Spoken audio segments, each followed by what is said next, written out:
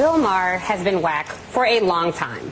From his makeout session with the blackface expert, Megyn Kelly, to his infamous use of the N-word on his show, for which he later apologized, and his continual, mostly white weekly panels where he sings sob songs to them about the perils of the shrinking demographic and chides anyone who falls even slightly outside of his myopic, privileged view.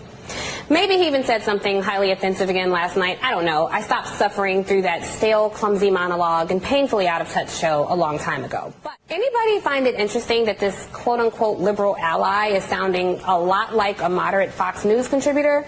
This is why allies get the side eye sometimes. And 3, Bill Maher, you do not get to tell people of color what they should or should not be offended by. Stay in your lane, Slim. Maybe instead of trying to invoke sympathy for Sharon Osbourne or making sure Tommy Loren has a space to spouse her BS, you should have more diverse panels of people who can explain colorism to you and systemic racism and how these things still devastate people's lives and livelihoods today. Tiffany said nothing wrong. The white liberal and the white conservative are the same people. Just ask Malcolm X. Some of you might be wondering, AT2, this is a picture of Ben Shapiro. I know that, but just like we said, they both sound the same, so why not? Let's get into it, y'all.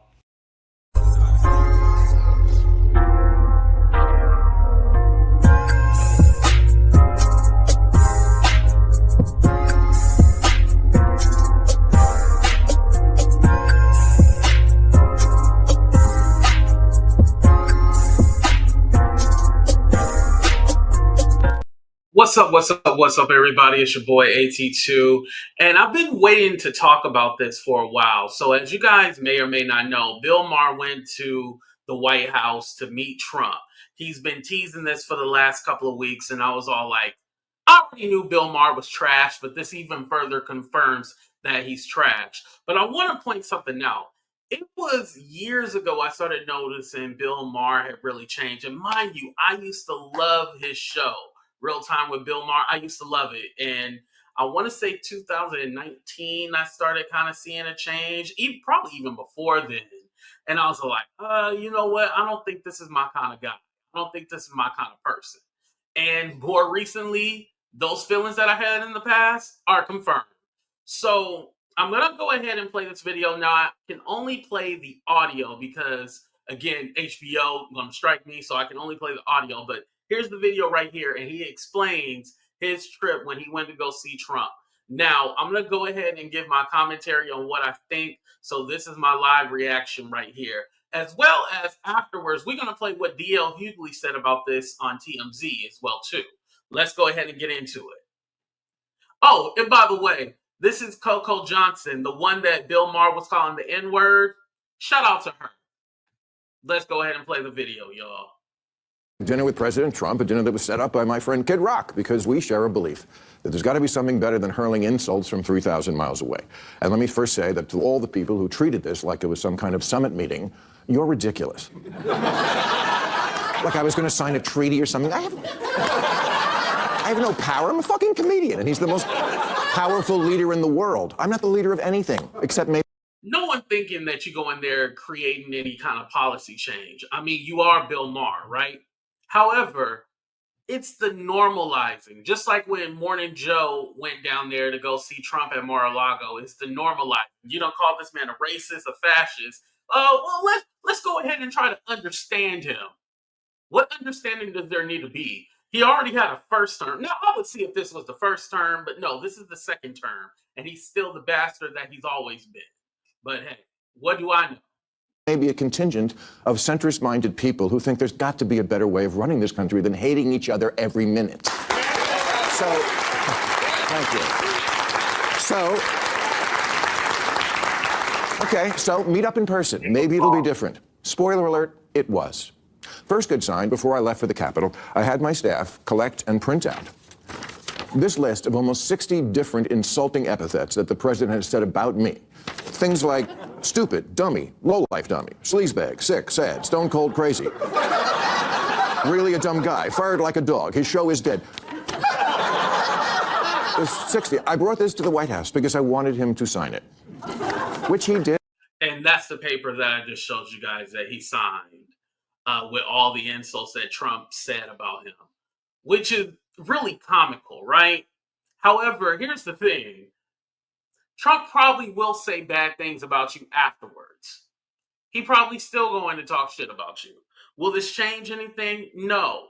Again, this whole meeting is basically, hey, we might not like each other, but I respect you. I'm going to show you some kind of respect. I can't respect anybody who's literally harming the country, who's literally tanking the economy on purpose, who literally is trying to remove history. I can't respect somebody like that. And don't forget, sexual assault too. I don't respect that. Let's continue. Did.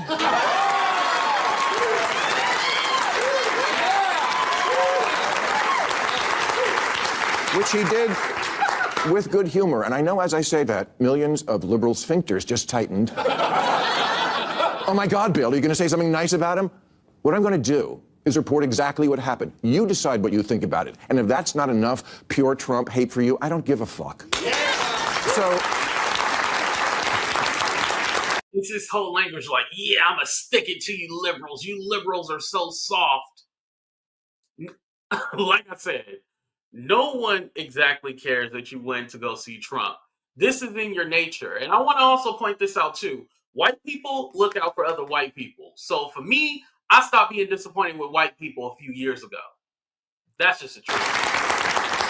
So no, I didn't go MAGA. And to the president's credit, there was no pressure to. After we left the Oval Office, he showed me the little room off the office, you know, the one where Clinton used to... Okay. The blowjob room. Okay. Well, not anymore. That's where they keep the merch now. It is. And he gave me a bunch of hats, but he didn't ask me to take a picture in one, which I appreciated. The guy I met is not the person who the night before the dinner shit-tweeted. So you took the hat, but you didn't take a picture wearing the hat. If anything, I would have said, nah, I'm cool. You go ahead and keep that hat. But you took the hat. So at some point, you plan on wearing it, or you have a souvenir of it. Like, oh, look, I went to the White House. Look at my hat. This is when I went to go see Trump. Dummy. A bunch of nasty crap about how he thought this dinner was a bad idea and what a deranged asshole I was. I read it and thought, oh, what a lovely way to welcome someone to your house.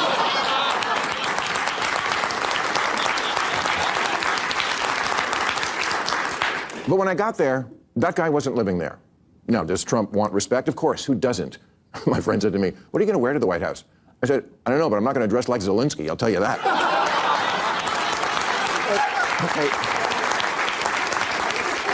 A president who's going through war right now, mind you, talking about Zelensky of Ukraine, but let's care about what he's wearing and not about the war going on, right? Just for starters, he laughs. I'd never seen him laugh in public, but he does, including at himself. And it's not fake. Believe me, as a comedian of 40 years, I know a fake laugh when I hear it. And I thank you for them. No. It's that normalizing. See, he laughs. I've never seen him laugh. I was able to make him laugh. I'm pretty sure he does laugh. Like, I never wondered, dang, does Trump laugh? I wonder what kind of jokes he like. Probably any comments that's boosting up his ego, probably, right? Okay, example. In the Oval Office, he was showing me the portraits of presidents, and he pointed to Reagan and said, in all seriousness, you know the best thing about him? His hair. I said, well, there was also that whole bringing down communism thing, waiting for the button next to the Diet Coke button to get pushed and I go through the trap door. But no, he laughed, he got it. I said to him at one point, Mr. President, you know the dog, that's unusual in the White House. He said, well, a lot of the presidents, they had a dog for political reasons. I said, no, people love dogs, that's what that is. Oh yeah, okay, that's true.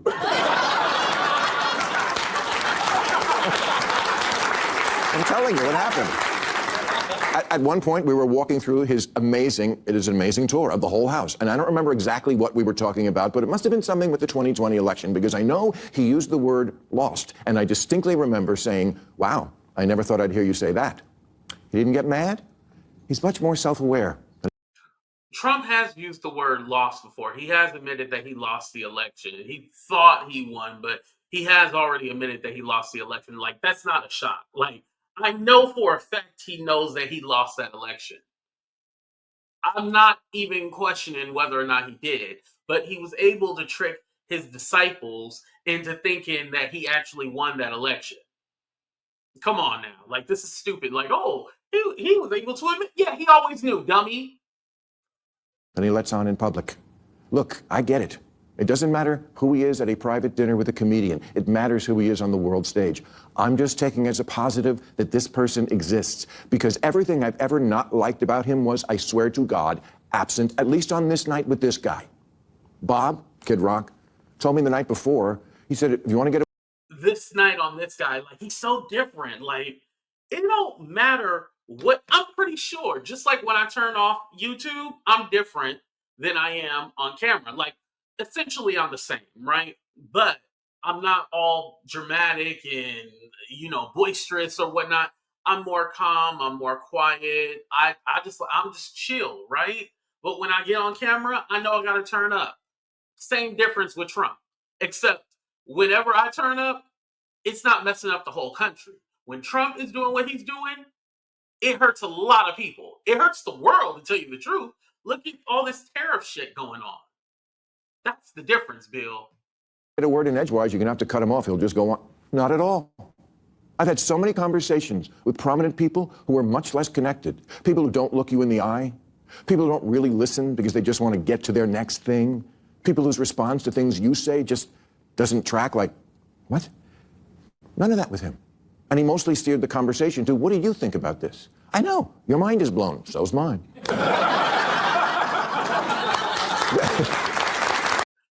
I never took it that Trump couldn't have a decent conversation. I never took that. Like, all these things that he's saying, like, oh, he can speak. Oh, he asked me, what do I think? Oh, he actually laughs. Oh, like, none of these things are shocking. Like, I know for a fact that Trump eats, and I know that he takes a shit. You know how I know that? We all do.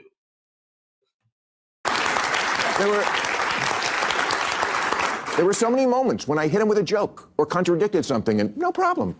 At dinner, he was asking me about the nuclear situation in Iran in a very genuine, hey, I think you're a smart guy, I want your opinion sort of way. And I said, well, obviously you're privy to things about it, I'm not, but for what it's worth, I thought the Obama deal was worth letting play out because we made Iran destroy 98% of the uranium, and they were 15 years away from a bomb. And then I said to him, but we got rid of that. You got rid of that.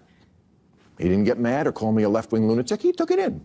I told him I thought parts of his plan for Gaza were wacky, but that I had supported him in the idea that Gaza could be Dubai instead of hell. I told him he was wrong. And by the way, Bill is a Zionist. He doesn't like Muslims. So, of course, he was okay. Yeah, turn it into Dubai. Why not?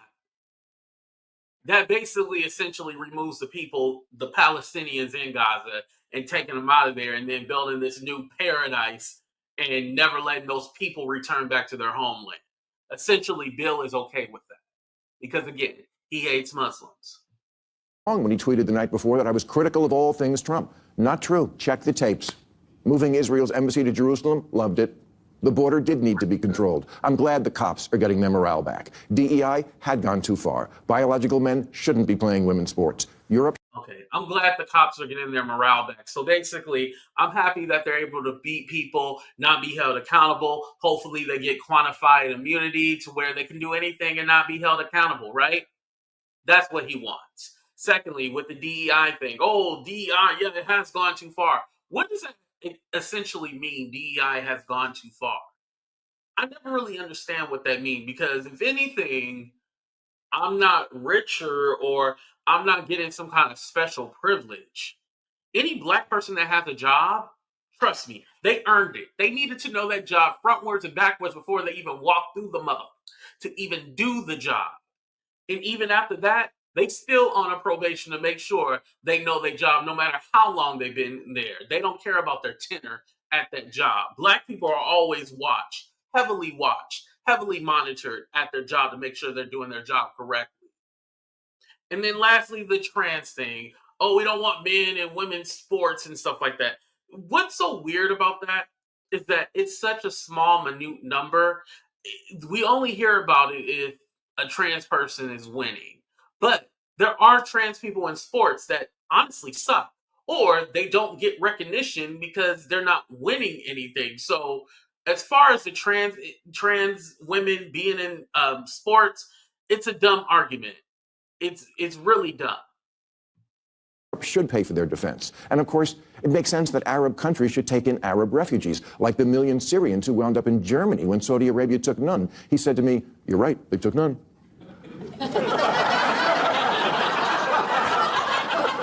I said, "Well, you should remind your boyfriend in Saudi Arabia that the next time you see him."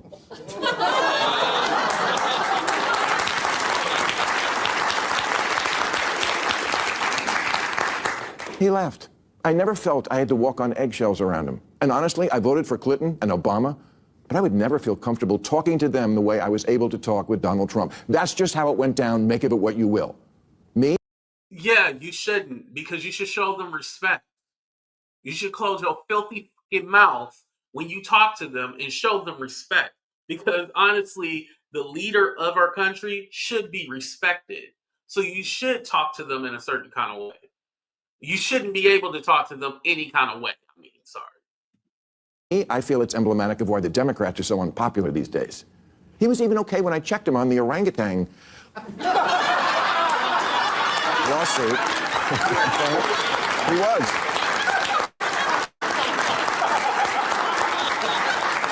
I know. He said to Dana White, "You know, Bill said my father was an orangutan, and I really love my father." And I said, "Well, Mr. President, I did that because I didn't like what you were doing regarding Obama's birth origins. I thought that was low." Again, no anger, just a little smile as if to say, "Yeah, I get it." The most surreal part of the whole night was when I got home. I flew back right after the dinner, and I'm in bed watching 60 Minutes from the night before. And there's Trump in one of their stories, standing at a podium in a room that looked to me like one of the rooms and places we'd just been in. And he's ranting, "Disgusting, you're a terrible person." And I'm like, who's that guy? What happened to Glinda the Good Witch?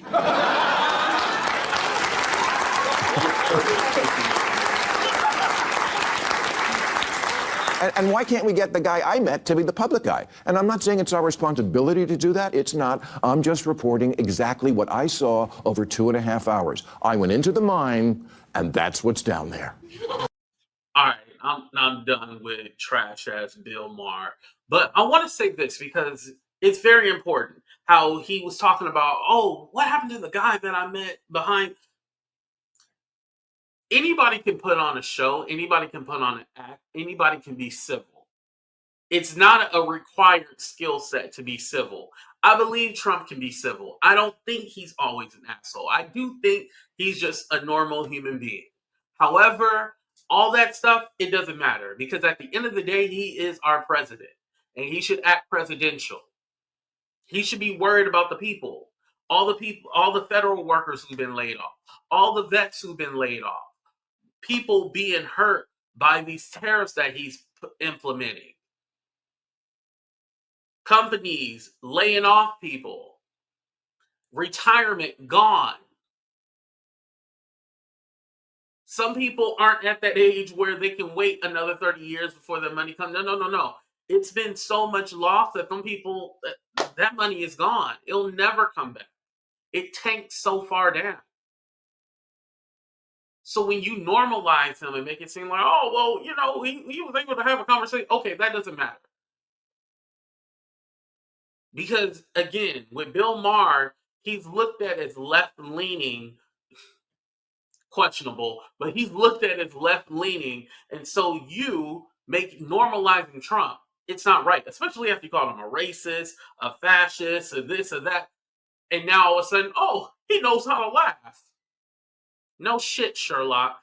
I would laugh at you too, considering you bend the knee. You bend the knee, you kiss the ring.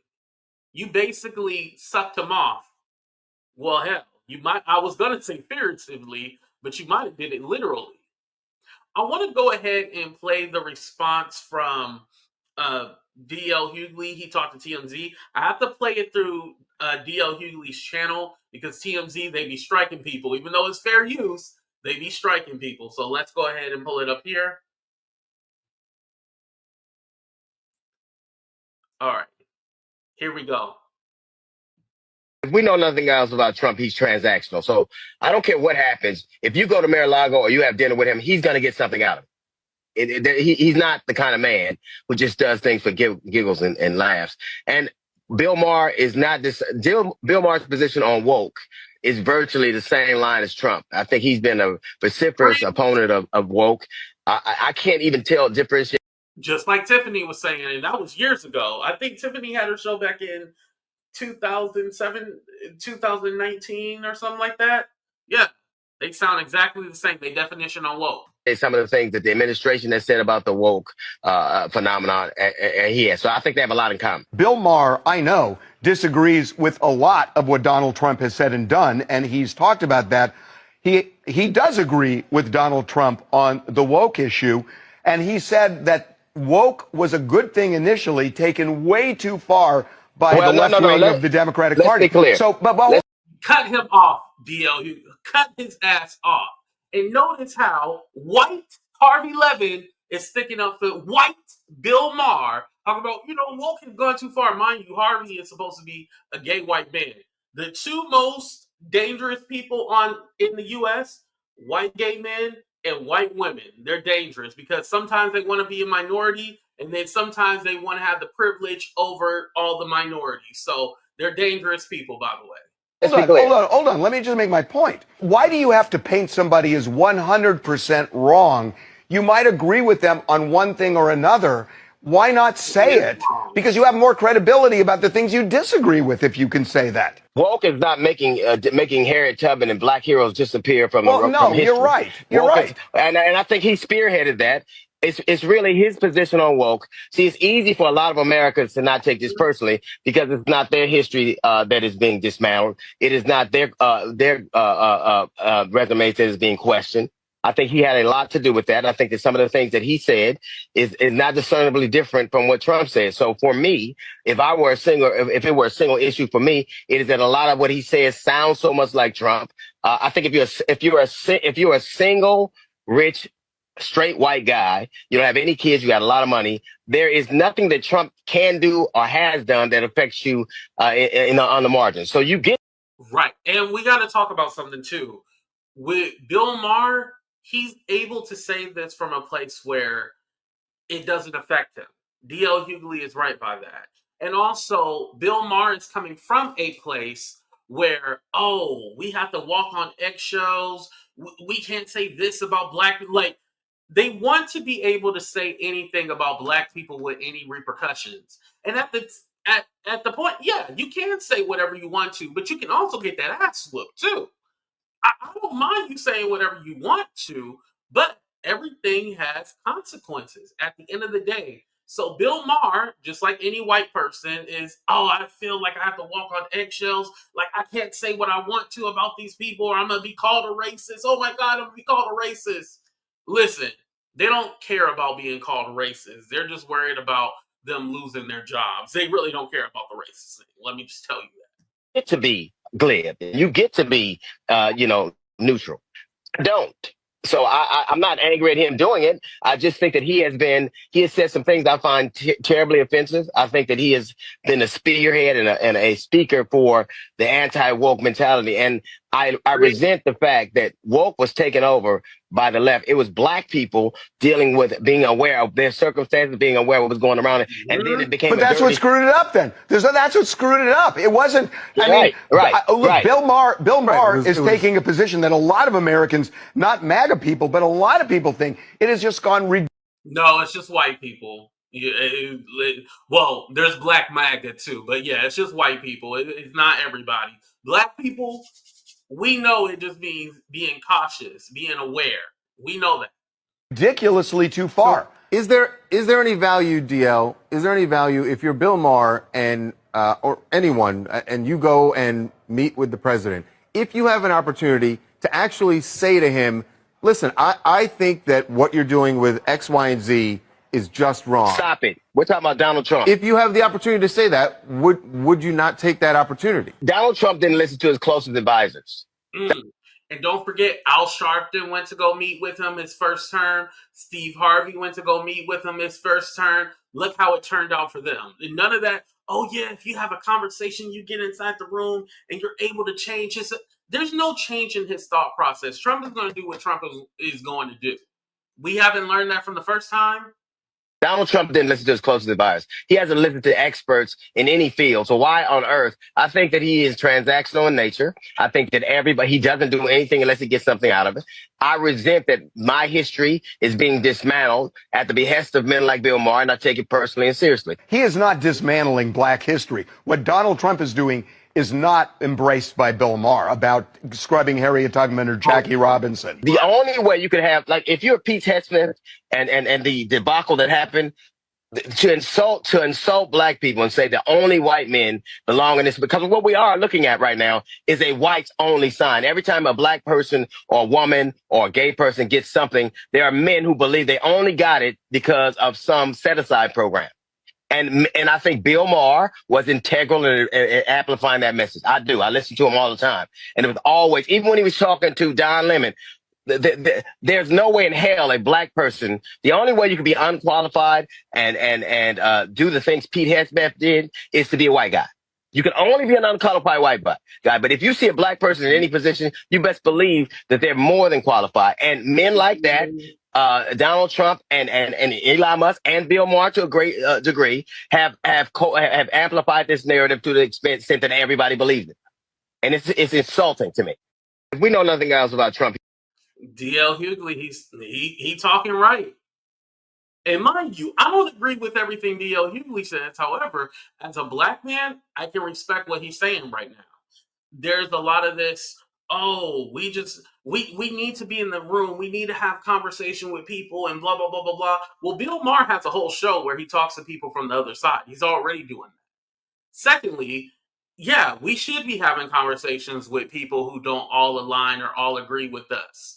But you cannot have a conversation with somebody who just simply doesn't care about what you said. And Bill Maher even said in his whole monologue, like, yeah, I went home and I watched the TV and I was all like, wait, what happened to the guy when we were in that room and he was this and he's over here yelling and shouting? Yeah, because Trump loves celebrities. Trump loves celebrities. I think there's this notion that only the left loves celebrities. No, the right loves celebrities too. It's just that it so happens that the Democrats always get the quote unquote cooler celebrities compared to the Republicans, right? So, for example, if Beyonce was going to MAGA and propping up Trump, he would love him some Beyonce. And then instead, he said, "Oh, Kamala was at a Beyonce at a dance party with Beyonce. Remember that whole song they did a remix to his voice and stuff? Yeah. So at the end of the day, as long as the celebrities like Trump, that's all he cares about. And Bill Maher gave him what he wanted. Like, oh look, Bill Maher was here. We were able to talk. Y'all, if you learn anything from this show watching it, don't trust white people. Don't trust certain ones, the majority. But, don't let them disappoint you. That's really my message. Don't let them disappoint you. Bill Maher is a huge disappointment, but we seen who he was. We knew who he was years ago. It's just now he's nastier. But please let me know what you guys think in the chat about this whole conversation. I love to read your comments, especially whenever I have some kind of political discussion. Please hit that like button, subscribe to the channel. I love y'all. Be safe. Deuces. We out.